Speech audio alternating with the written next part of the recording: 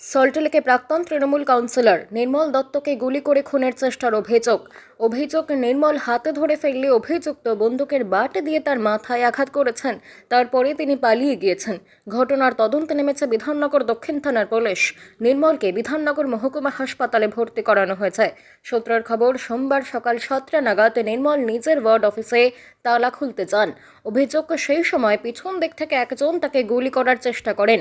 অভিযুক্তের মুখে ছিল মাস্ক।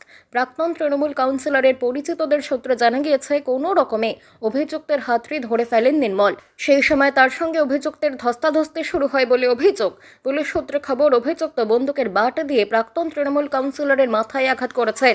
রক্তাক্ত অবস্থায় নির্মল মাটিতে লুটিয়ে পড়েন। চিৎকার শুনে স্থানীয়রা ছুটে আসতেই অভিযুক্ত পালিয়ে যান। বিধাননগর মহকুমা হাসপাতালে নিয়ে যাওয়া হয়েছে আহত নির্মলকে। অভিযুক্তের খোঁজে রাস্তার সিসি ক্যামেরার ফুটেজ খতিয়ে দেখছে পুলিশ। কী কারণে হামলা তাও তদন্ত করে দেখা হচ্ছে। আমি সকালে ওয়ার্ডের সামনে এসেছিলাম, ওই লেবার কাজ করছিল দেখছিলাম। তা সকাল 7:10-15 বাজে তখন একটা ছোট্ট গোলাপি রঙের জামা আর গেঞ্জি পরে ছেলে সব পিছন দিক দিয়ে অ্যাটাক করেছে।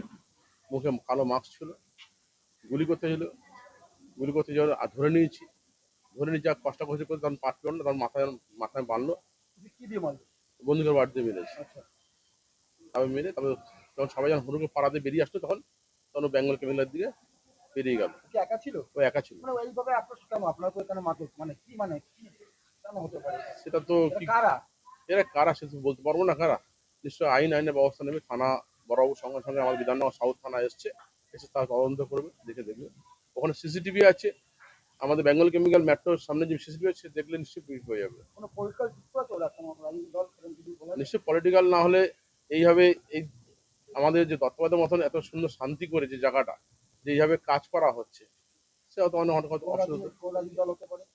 রাজনীতি দল কি করে বলবো বলুন, যতক্ষণ না যার নিশ্চয়ই এত সুন্দর যে দত্তবাদ যে কিভাবে রেখে রাখা হয়েছে সেইভাবে হয়তো হতে পারে।